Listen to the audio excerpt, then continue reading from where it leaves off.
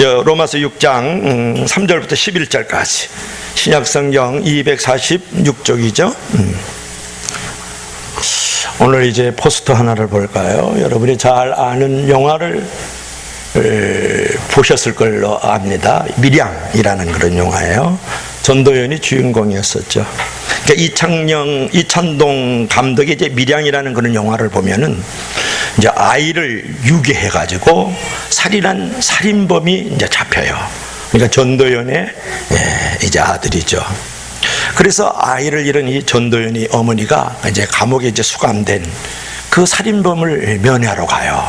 이제 예수를 믿게 되고 그를 용서하고 싶어서 찾아갔는데 이 살인범이 제대로 사과를 한 번 하지도 않고 살인범이 자신이 이제 감옥에서 예수를 믿고 예수님으로부터 용서를 받았다고 하면서 아주 얼굴이 그냥 달덩이처럼 변하면서 아주 편안하게 지내는 거예요. 자, 여러분 어떻습니까? 주여 용서하여 주옵소서라고 고백하고 자신은 용서받았다면서 가볍게 털고 일어났지만은 피해자에게 심각한 상처와 피해를 주고도 아무런 사과나 책임 없이 그저 하나님께 자백하고는 나는 용서받았습니다 라는 확신에 차 있는 경우가 여러분 있다라는 거예요. 과연 이신칭의의 복음이 그런 것인가? 예수 그리스도를 믿음으로 내가 의롭다 칭함을 받아서 하나님의 양자됨의 은총이 있고 천국의 백성이 됐고 영원한 생명을 얻었어요. 법정적으로 제 사함을 이제 선포받은 존재가 되었다고요.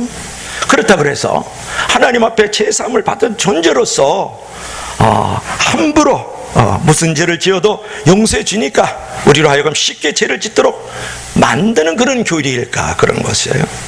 자신이 지은 죄의 책임을 가볍게 털어버리는 그런 교리일까?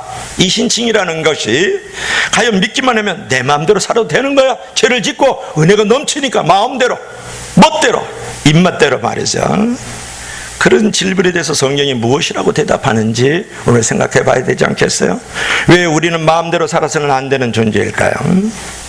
어떤 신분을 가지고 있기에 함부로 우리는 살아서는 안 되는 것일까요? 과연 우리는 어디에 소속되어 있는 사람의 정체성을 가지고 있을까요?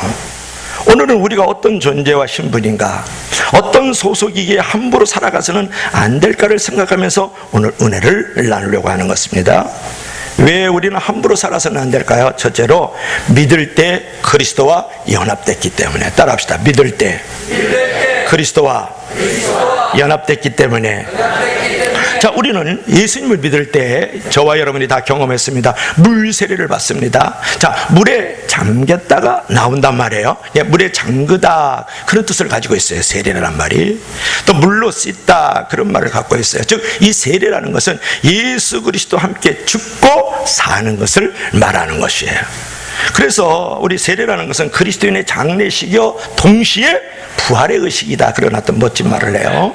자, 물세례를 받는 것은 우리가 예수님을 믿고 우리 안에 그 내주하시는 성령으로 말미암아서 일어나는 일들을 상징적으로 공적으로 보여주는 것이 물세례 의식이라는 것을 우리가 알아야 돼요. 그렇다면 성령님께서 우리 안에서 무슨 일을 하실까요? 그럴 때 바로 우리를 그리스도의 어떤 십자가와 연합시켜준다는 이 놀라운 사실을 여러분 알아야 됩니다. 오늘 3절 한번 보도록 하겠습니다. 3절 한번 읽읍시다. 시작. 무릇 그리스도 예수와 합하여 세례를 받은 우리는 그의 죽으심과 합하여 세례를 받은 줄을 알지 못하느냐. 우리가 믿을 때에 예수 그리스도의 죽음과 연합이 실제로 이제 일어난다는 것이에요. 단지 십자가에서 죽는 것만이 아니라 그분과 함께 무덤에 장사된다 그렇게 말씀을 하고 있어요. 4절 한번 볼까요? 다 같이 시작. 그러므로 우리가 그의 죽으심과 합하여 세례를 받음으로 그와 함께 장사되었나니 이처럼 우리가 믿을 때에 그리스도의 죽으심과 연합해서 장사되었나니 이렇게 말씀을 하고 있어요. 여러분, 이처럼 우리가 믿을 때에 그리스도의 죽으심과 연합해서 죽는 일이 일어난다는 거예요. 이게 복음의 신비예요. 이게 복음의 신비예요.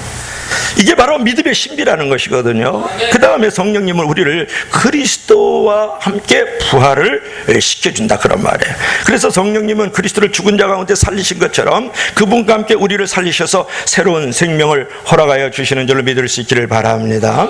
자, 우리 4절 한번 다시 한번 읽어보도록 하겠습니다. 시작. 우리가 그의 죽으심과 합하여 세례를 받음으로 그와 함께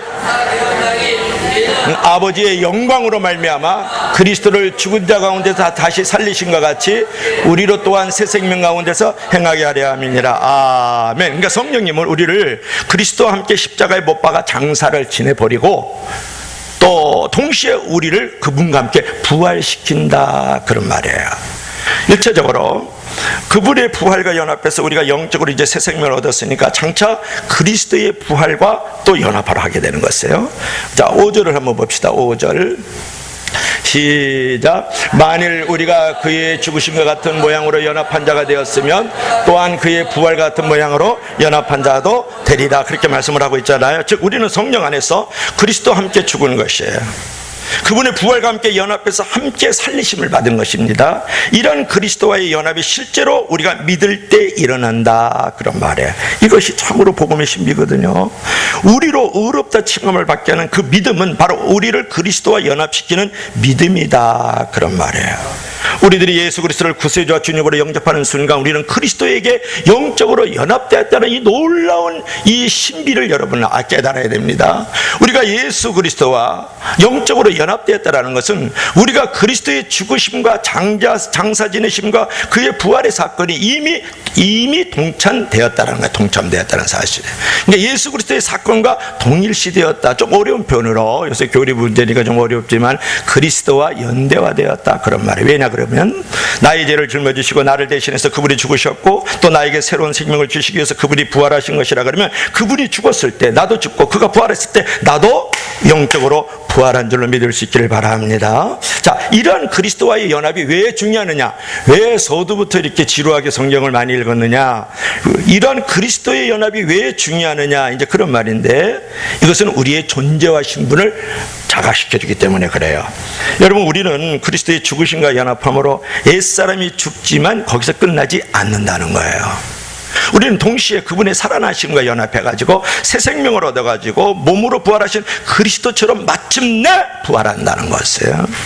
그리하여서 부활하셔서 지금도 살아계시는 그리스도처럼 우리도 죽지 않고 영원히 살 존재가 된다는 것이다. 물론 이미 새 생명을 얻었지만 우리는 장차 부활해서 영생을 누리게 되는 줄로 믿을 수 있기를 바랍니다. 자, 8절 9절 한번 보십시다. 8절 9절 8절 9절으로 한번 올라가 볼까요?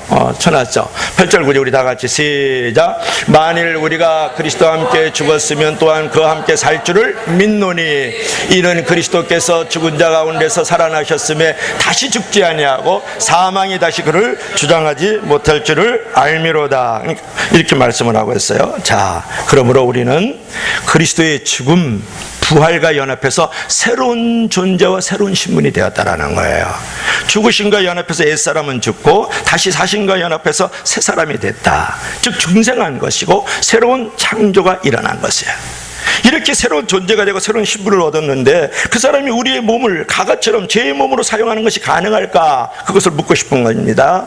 머리로만 원리를 이해하고 이 귀한 진리를 악용하는 사람은 사실 이 생명의 변화를 경험하지 못한 거예요.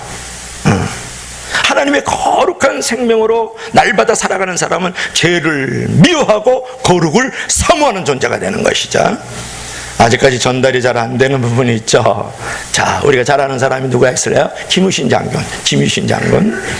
그가 이제 술집에 드나들면서 기생청관녀하고 깊은 사랑에 빠져요.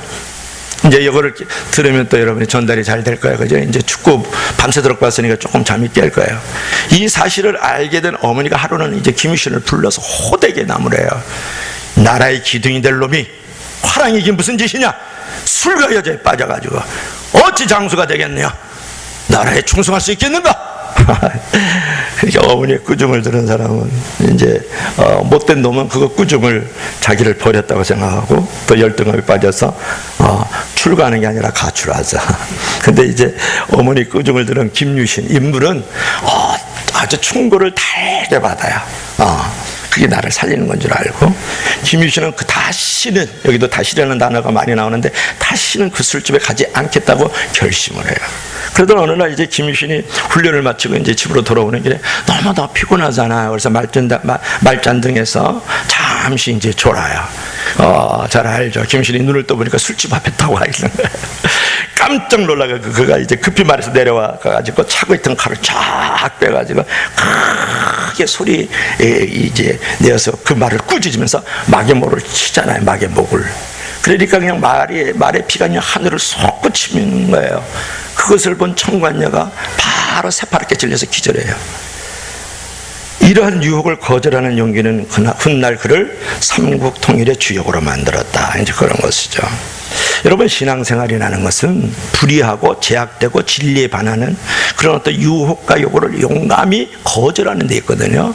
자, 그 전에 술과 그 다음에 계집에 빠져가지고, 즉 청관녀에 빠져 있었던 분은 옛사람이에요. 그죠? 예수를 믿기 전의 사람이다, 이렇게 생각하면 좋아요, 김유신이. 근데 어머니의 말씀을 듣고 나서 그가 이제 새 사람이 되어버리잖아요. 혹시 여러분들께서 이제 차를 타고 가다가 나도 모르게 술집으로 간다든지, 나도 모르게 옛날 여자에게 가면은 그 차를 망치로 때려 부시기를 주의를 축원합니다. 요새는 말이 차니까. 그럴 때 김유신과 같이 남북 통일의 주역으로 북미회담에 나갈 수가 있는 것이에요. 근데 이제 우리는 이거는 이제 세상 얘기지만은 이제 한국의 유명한 주의 종에도 이런 그런 사건이 하나 있었는데, 유명한 이제 강패 김익도 목사님이 회개하고 이제 구원받은 후에 제일 먼저 한 일이 뭐냐 그러면 자기 장인에게 김익도 사망, 그래서 부고를 보내요. 부고를 보냈어요. 얼마나 장인의 속을 썩였으면 제일 먼저 옛사람 김익도가 이제 죽었다고 이렇게 부고장을 보냈을까요? 16살에 장원 뭐 급제 그런 데 시험 보러 갔다가 떨어졌어요. 그 이후로 매일 술과 도박과 노름하고 도박하고는 조금 다른 부분이 있어요. 도박과 그 다음에 계집에 빠져가지고 그렇게 하다가 예수 믿고 구원받는데, 그때 수알렌 선교사님의 영생이라는 그런 어떤 제목으로 이제 설교를 할 때 그게 자기에게 이제 확 부딪힌 이후로 완전히 이제 거듭이 나요. 거듭나. 뭐 선교사님께 돌을 던져서 뭐 잠자리 못 자고 그런 건 너무 많이 들었죠. 근데 이제 이렇게 이제 거듭나는 이 사건들을 통해서 너가 정말 죽었냐라는 생각을 가지고 한 사람이 실험을 하는데, 그 동네에 술 파는 주모가 있었어요. 그래서 꾸종물을 가지고 김익도가 지나가니까 그때 꾸종물을 갖다 끼쳤어요. 꾸종물로 막 뒤집어 썼잖아요. 그러니까 당시 이제 김익도가 어떻게 나오나 봤을 때, 여러분 같으면 바로 그저 옥수수 털었을지도 모르지만, 그때 김익도 말을 들어보세요. 당신은 옛날에 김익도가 죽었다는 사실을 기뻐하십시오. 그가 살았다면 당신은 성치 못했을 것이요, 하지만 지금의 김익도는 옛날과는 다른 새로 태어난 사람입니다. 할렐루야. 그러면서 묵묵하게 툭툭 털고 예수 전당 불신지어 전도했던 사람이 김익도 목사다. 이제 그런 부분, 나중에 이제 목사가 되기 전에 사건이지만 목사가 돼요. 여러분, 그리스도인의 새로운 승리의 삶의 출발점에서 가장 중요한 사실은 뭐냐면, 내가 그리스도를 믿음으로 그리스도가 죽었을 때 나의 옛사람이 죽고 나는 그리스도의 부활과 함께 새 사람이 되었다라는 이 사실을 우리가 인정하고 믿어야 된다는 것을 이제 말씀을 드리고 있는 것이죠. 여러분, 전에는 죄 짓는 것이 좋았지만 이제는 그것을 싫어하잖아요. 하나님이 좋아하시는 것을 좋아하고 하나님이 싫어하는 것을 싫어하는 존재와 그런 신분으로 바꿔줘야 된단 말이에요. 거룩을 사모하고 진리를 사모해야 됩니다. 이렇게 존재론적으로 변화되어서 새 사람이 이제 여러분이 됐다 그러면 하나님이 나를 용서해 주시고 하나님이 나에게 은혜를 베풀어 주셨다고 그것을 육체의 기회로 삼아서 죄를 더 짓는 자리로 어떻게 들어갈 수 있겠느냐는 말이에요. 정말 하나님을 만났습니까? 물어보고 싶은 거죠. 여러분, 정말 내가 예수 그리스도와 연합해서 옛사람이 죽어버리고 예수 그리스도와 연합해서 부활하신 것처럼 나도 부활하여 새 사람이 되었다는 것을 정말 경험적으로 내가 인격적으로 그분을 만났다 그러면 내가 죄 가운데 빠진다는 것은 존재론적으로 불가능한 거예요. 논리적으로 말이 안 되는 그런 말이다, 그런 말이에요. 자, 두 번째로는 나의 그런 존재와 신분이 변화됐지만 그 다음에 나의 소속이 변화된 거예요. 나의 소속이. 여러분, 그리스도의 부활과 연합해서 새로운 이제 소속이 되었기 때문에 내가 함부로 살아가면 안 돼요. 함부로 죄를 지으면 안 된단 말이에요. 그러니까 예수님은 부활하셔서 하나님께로 가셨잖아요. 하나님이 통치하시는 그분의 나라로 가신 것이에요. 하늘나라의 소속이 됐다 그런 말이에요. 그러므로 예수님이 죽으심은 죄의 통치에서 벗어나는 죽으심이요, 그분이 부활하셔 살아계시는 것은 지금 하나님의 통치 아래서 살아계실 것이다 그런 말이에요. 그래서 바울은 10절 한번 볼까요? 10절 한번 봅시다. 10절 쳤나? 쳤지? 좋아요. 10절 우리 다 같이 한번 읽어봅시다. 다 같이 시작. 그가 죽으심은 죄에 대해서 단번에 죽으시며 그가 살아계시면 하나님에 대하여 살아계심이니, 이렇게 말씀을 하고 있어요. 이 말씀이 매우 중요한 부분이 있습니다. 히브리서도 나오지만 그가 죽으심은 죄에 대해서 단번에, 여기 단번에 왜 집어넣었을까요? 그죠? once of all 이라는 영어 단어를 쓰는데, 단번에 죽으시면 그가 살아계시면 하나님께 대해 살아계심이다 이렇게 말씀했어요. 여기서 단번이라는 단어를 매우 주의 집중을 해야 돼요.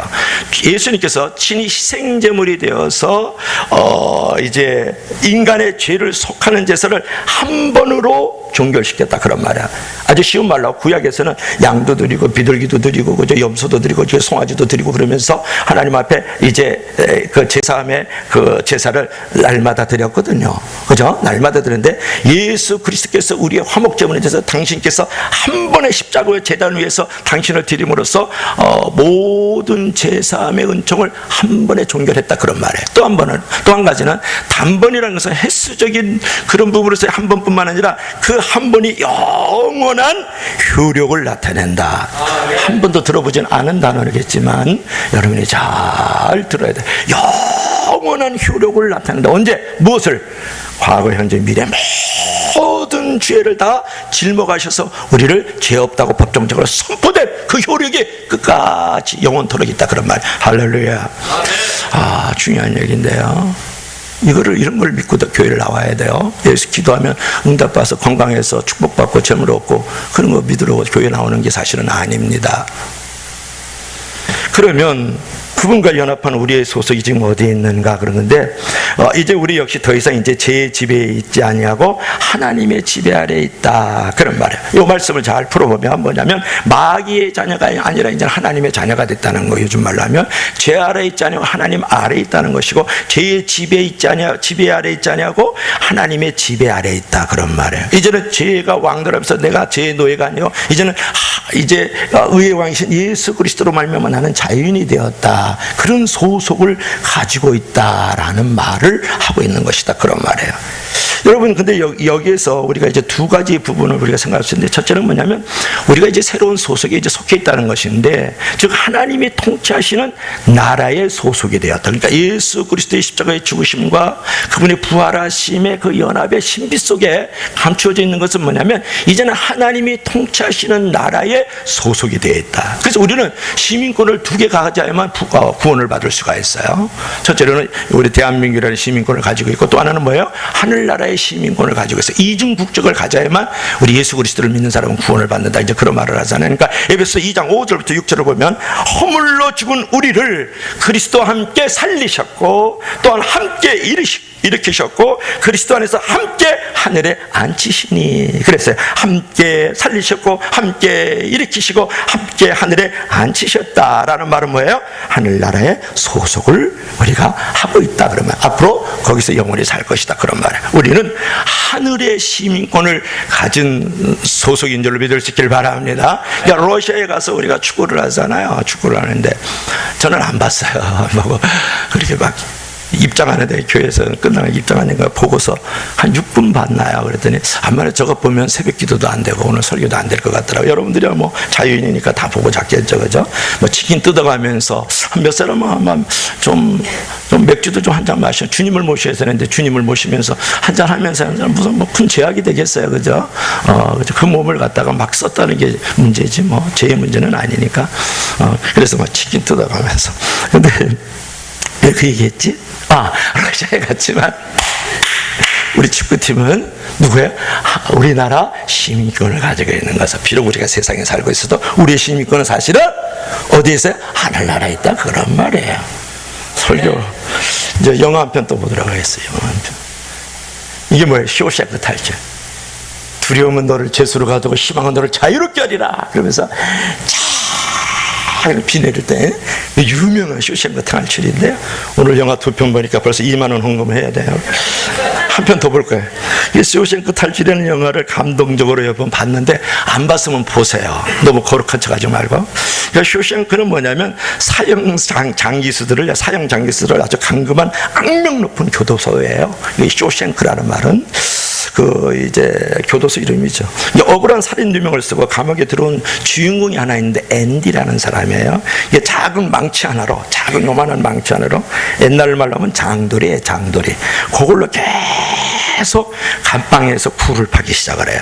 그리고 이제 감옥에 있는 그 소장을 도우면서 자기 이제 새로운 이름과 통장과 돈을 은밀하게 이제 준비를 해요. 아주 오랜 시간 노력 끝에 감옥 바깥으로 향하는 터널을 드디어 이제 장거리 하나로, 그죠? 이 망치 하나로 이제 터널을 파요. 그래서 결국은 이제 그 쇼생크 탈출을 해요. 그래가지고 막 하다가 뭐 하수구, 뭐 화장실 그런 데를 이제 거쳐 나와가지고 마지막으로 교도소 바깥으로 탁 나오는데 비가 내리는데 그래서 우통 까고 이렇게 쫙 두 손 들고 있는 게 마지막 이제 쇼생크 탈출의 탈출에서의 마지막 장면이에요. 그는 결국 이제 쇼생크 탈출을 해서 교도소를 탈출해가지고 자신이 만들어 놓은 이제 새로운 이름과 존재로 탈바꿈을 하고 소장이 비로 저질러 모아놓은 모든 돈을 다 찾아가지고 멀리 사라져가지고 새로운 삶을 시작을 해요. 그 멀리 사라진 동네가 어딘지 알아요? 멕시코예요. 지금 아주 조금 더 떠들어하자.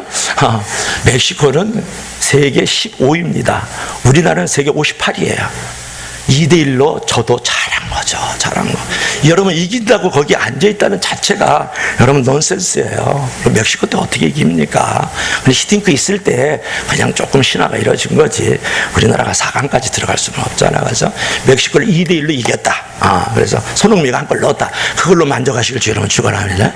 뭐 더 욕심을 부려요. 그거 이기려고 거기 앉아서 소리 질러봐야 소용없습니다. 제대로 하면 한 5대 빵까지 갑니다. 근데 2대0으로 이렇게 잘 살아다 한 골 들어간 거예요. 그렇게 하시면 돼. 근데 이제 중요한 것은 진짜 왜 그래? 그래가지고 이제 멕시코로 가가지고 그쪽에서 살아요. 해변가에서. 여러분 이제 큰 틀로 볼 때 바로 이런 영화 같은 일이 우리에게 일어난다는 것이에요. 우리가 살아가는 세상은 바로 쇼생크 교도소와 같은 감옥입니다. 종신형 사형수들의 감옥이어서 아무도 벗어날 수가 없는 거예요. 그런데 예수님이 쇼생크 감옥 같은 이 세상에 오셔가지고 십자가의 죽음과 부활로 터널을 뚫어놓은 거예요. 죄가 지배해서 사형 선고를 받고 복역하는 세상에서 영원한 생명의 나라인 하나님의 나라로 터널을 뚫어놓으신 것이에요. 그 터널이 바로 예수 그리스도 이신 줄로 믿을 수 있기를 바랍니다. 그래서 그분이 곧 길이요 진리요 생명이요 나의 구원이요 나의 주인이라고 우리가 선포할 수 있는 것이죠. 바로 그 주님과 우리가 연합되자 우리가 위치 이동 소속 변화가 일어났다, 그런 말이에요. 이게 복음의 신비잖아요. 바울은 골로새 1장 13절 아주 유명한 기전인데 그가 우리를 흑암의 권세에서 건져내서 그의 사랑의 아들의 나라로 옮겼다 그랬어요. 흑암과 권세의 나라에서 그 사랑의 아들의 나라로, 거기 어디에? 하늘나라죠.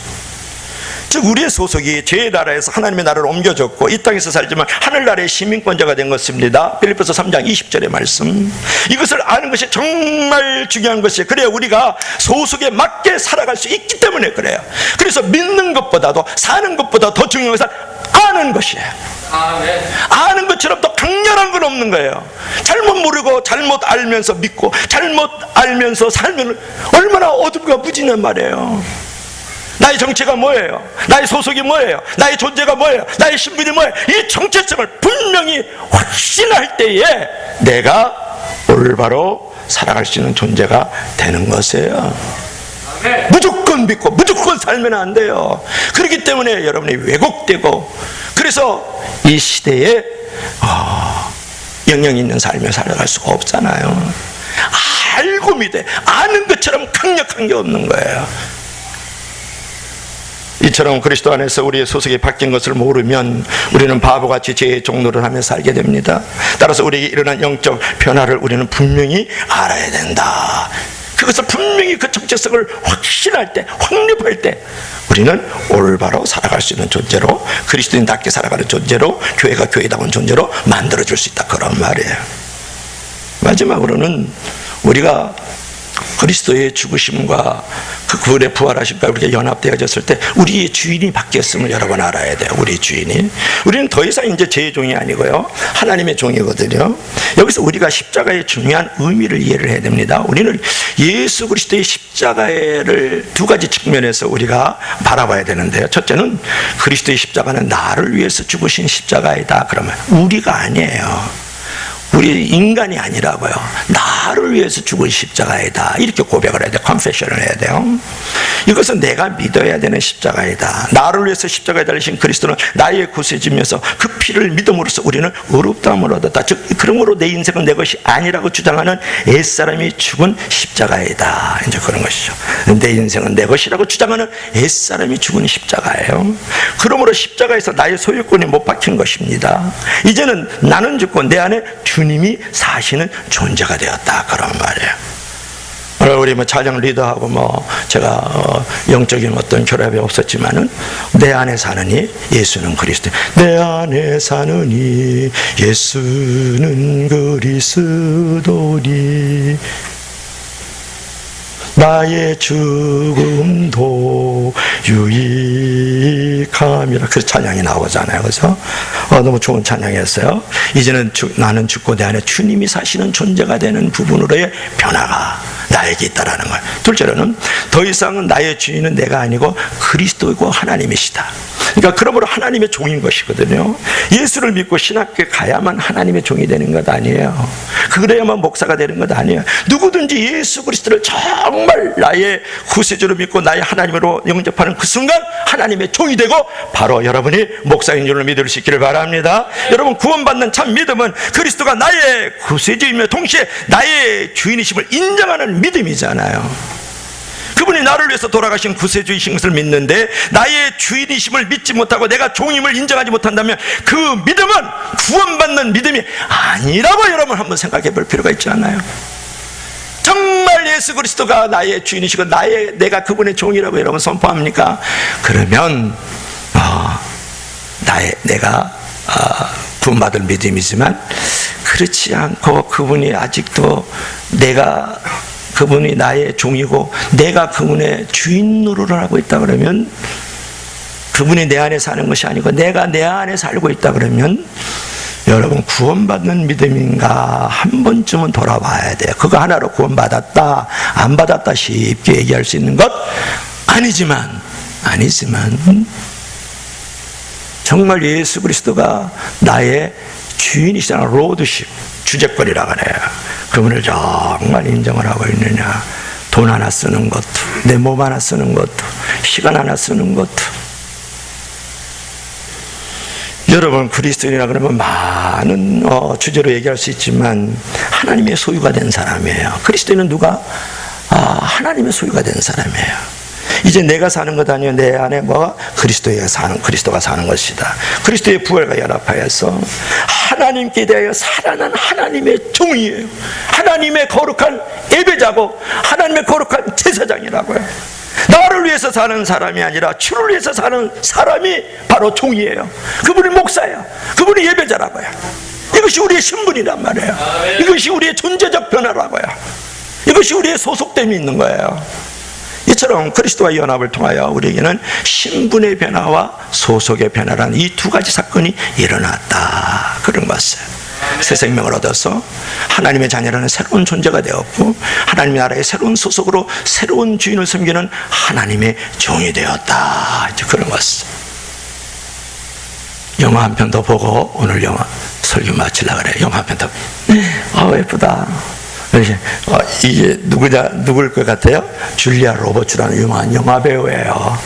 그래서 나는 다른 그냥 이렇게 삼류 영화 그런 거 보지 말고 좀 이런 거 좀 내용 있는 Sleeping with the Enemy, 이게 뭐냐 그러면 적과의 동침. 우리나라 영화도 이렇게 나왔어요. 내용이 다른 거니까 보려면 이 영화를 봐야지. 우리나라 영화 보지 말고. 아주 오래전에 상영된 줄리아 로버츠의 주연작 적과의 동침이라는 그런 영화인데요. 이제 줄리아 로버츠는 이제 부자에다가 이렇게 목사님처럼 미남인 그런 남자하고 결혼해서 돈도 엄청 막 그게 나하고 조금 달라요. 명예도 있고 그런 남자하고 결혼을 했어요.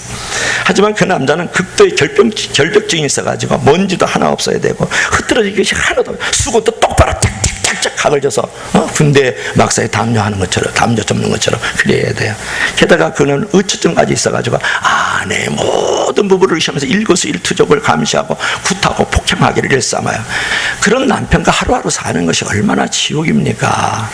그래서 숨이 막 팍팍 막히잖아요. 그래서 이 여인은 남편을 이제 벗어나게 해서 자유를 얻게 해서 묘책을 세우는데 남편 몰래 이제 수영을 배우러 다녀요. 왜 수영을 배우러 다닐까? 그게 이제 선수급의 수영 실력을 이제 갖추게 됐어요. 그래서 어느 이제 풍랑이 막 일어나는 날에 남편하고 함께 잘 사니까 요트를 타고 이제 쫙 하여튼 말씀은 이런 거 잘 듣는데 하여튼 어려운 교리 들어가면 뭐 연대와 동유라 이러면 막 그런 것만 먹으면 이제 오래 못 살아. 그러니까 이제 풍랑이 막 이러는데 요트를 타고 쫙 하다가 이제 그 미끄러지는 척하면서 바닷속으로 실종이 돼요. 이 여인이 이제 그렇게 계략을 꾸민 거예요. 남편에게 원래 수영 이제 잘 치니까 그 수영을 쫙 이제 쳐가지고 이제 남편이 이제 실종해서 죽을 줄 알았지. 그 요트에서 막 미끄러서 바닷속으로 들어갔으니 이제 남편은 결국은 이제 익사한 것으로 이제 결론 내리고 장례까지 치르잖아요. 그리고 이 여인은 낯선 지방에서 이름을 바꿔가지고 사랑하는 사람을 만나가지고 아주 새로운 사랑을 이제 생활을 시작을 해요. 이 여인은 이제 남편의 입장에서 보면 이제 죽었잖아. 이 여인은 남편 입장에서 생각하면 죽은 거예요. 그래서 그 남편에게서 이제 벗어났습니다. 그리고 그녀는 결국 살아나서 새로운 존재가 되고 새로운 신분을 가지고 새로운 장소에서 이제 삶을 이제 얻게 되는 내용이 바로 이제 적과의 동침이에요. 저게 제목이 적과의 동침. 이 이야기는 이제 우리에게 일어난 일을 아주 정확하게 이제 설명을 해주는데, 혹시 여러분들 가운데 이제 수영하다가 아내가 없어지잖아요. 그러면 당신을 떠난 거야. 그렇게 해야지. 죽었다 그러지 말고 당신 버린 거야. 그러니까 찾지 말아요. 이 영화를 결국은 마지막 장면은 찾으러 가요. 남편이 찾았어요. 근데 결국은 그때 총에 맞아 죽어요. 자기 이제 이렇게 싸움하다가 결국. 그러니까 만약에 아내가 떠나가면 찾지 않기를 주의 여러분을 축원합니다. 네가 죽어. 이 영화를 보면 너가 죽는 거야. 그러니까 그냥 내 싫어서 가면 그냥 놔두세요. 그리고 하나님이 또 기도를 한 40일 금식 기도하면 마음이 변해서 돌아와요. 괜히 쫓아가려봐야 머리 끄리저기 당겨봐야 당신만 죽어. 이제 오늘 설교도 옆으로 많이 간다. 그러니까 새로운 곳에서 새로운 장소에서 새로운 신분과 새로운 존재로 이제 살아가. 이 이야기가 우리에게 일어날 일을 아주 정확하게 설명해 주는데, 그리스도 안에서 이처럼 우리는 새로운 존재가 되고 새로운 신분과 새로운 이제 소속이 되었다. 새로운 사람으로 이제는 새로운 주인을 만난 것이에요. 그렇잖아요. 죄라는 폭군으로부터 벗어났고 은혜로운 하나님의 종이 되었다. 이제 그런 부분이에요. 그러면 오늘 결론을 맺읍시다. 전에는 옛사람으로 죄에 매여 살았지만은 이제는 예수 그리스도께서 무덤을 박차고 사망의 권세를 깨뜨리고 죄의 권세를 깨뜨리고 부활하셨어요. 그분을 믿음으로써 이제 그분과 새로운 연합을 통하여서 나의 존재, 나의 신분, 나의 소속이 바뀌었다, 그런 말이에요. 그러므로 이런 정체성을 가지고 올바로 살아갈 수 있는 저와 여러분들이 되기를 주의 이름으로 간절히 축원합니다.